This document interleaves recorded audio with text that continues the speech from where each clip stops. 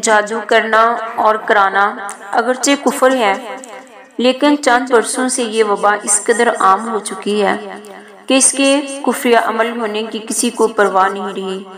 گناہوں کی کثرت، باہمی عداوت، حسد، بغض، کینہ اور دشمنی وغیرہ اس کے بنیادی اسباب ہیں۔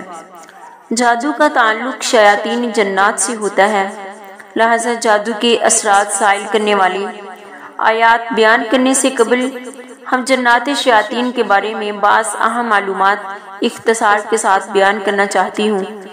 جنات آگ سے پیدا کی گئی لطیف مخلوق ہے جو نظر آتی ہے نہ محسوس ہوتی ہے۔ انسانوں کی طرح جنات بھی ایمان لانے کے مکلف ہیں، لہذا آخرت میں ان کے لیے بھی جزا اور سزا ہے۔ ان میں اہل ایمان بھی ہیں جو بلا وجہ انسانوں کو تکلیف نہیں پہنچاتے، بلکہ بعض صالح اور نیک جنات انسانوں سے علم دین حاصل کرتے ہیں اور انسانوں کی غلطیوں سے درگزر کرتے ہیں۔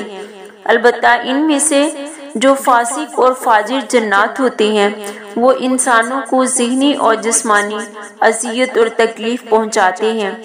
ان فاسق اور فاجر جنات کو عام زبان میں شیاطین کہا جاتا ہے۔ جادوگر اپنے ناپاک عزائم کی تکمیل کے لیے انہی شیاطین جنات سے کام لیتے ہیں۔ جنات کی رہائش عموماً غیر آباد جگہوں، بے آب و گیا میدانوں، صحراؤں، جنگلوں، پہاڑوں میں ہوتی ہے، لیکن بعض اوقات آبادی میں غلیظ جگہوں مثلاً حمام اور غلاظت کے ڈھیر وغیرہ میں بھی جنات رہائش اختیار کرتے ہیں۔ ایسے مکان جہاں اللہ کا ذکر، تلاوت قرآن، نماز اور مسنون دعاؤں کا اہتمام نہ ہو، یا جہاں موسیقی اور گانا بجانا ہو، یا جہاں عورتوں کی بے حجاب عریاں یعنی مریاں تصاویر وغیرہ ہو، وہاں بھی شیاطین جن رہائش اختیار کرتے ہیں۔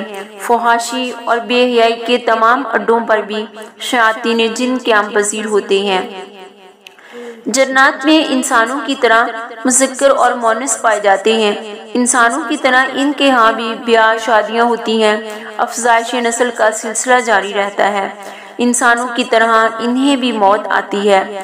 شیاطین جنات کے بعض مرغوب اعمال اور مرغوب چیزیں یہ ہیں: کفر و شرک اس کے مراکز مثلاً مزار، خانقاہیں، موسیقی، ناچ گانا اور اس کے مراکز، عورت کا تنہا گھر سے نکلنا، غیر محرم مرد اور عورت کا خلوت اختیار کرنا، غیر محرم مردوں عورتوں کا مخلوط مجالس۔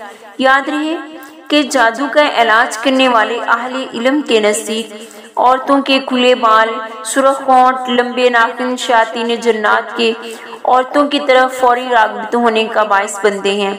لڑائی اور جھگڑا خصوصاً میاں بیوی کے درمیان، انسانوں کے اموال میں شرکت کرنا یعنی حرام مال کمانے، ناجائز خرچ کرنے کی راہ پر لگانا، انسانوں کی اولاد میں شرکت کرنا یعنی انسانوں کو کفر و شرک اور دیگر فسق و فجور کے کاموں میں مبتلا کرنا، انسانوں کے کھانے پینے میں شرکت کرنا یعنی بسم اللہ نہ پڑھنے کی وجہ سے نجاست والی اشیاء مثلاً حیض یا نفاس کا خون، نجاست والی جگہیں جیسے حمام، نومولود کو تکلیف پہنچانا، حاملہ خواتین کو تکلیف دینا، میاں بیوی کے جنسی تعلقات میں شرکت کرنا یعنی مسنون دعا نہ پڑھنے کی وجہ سے۔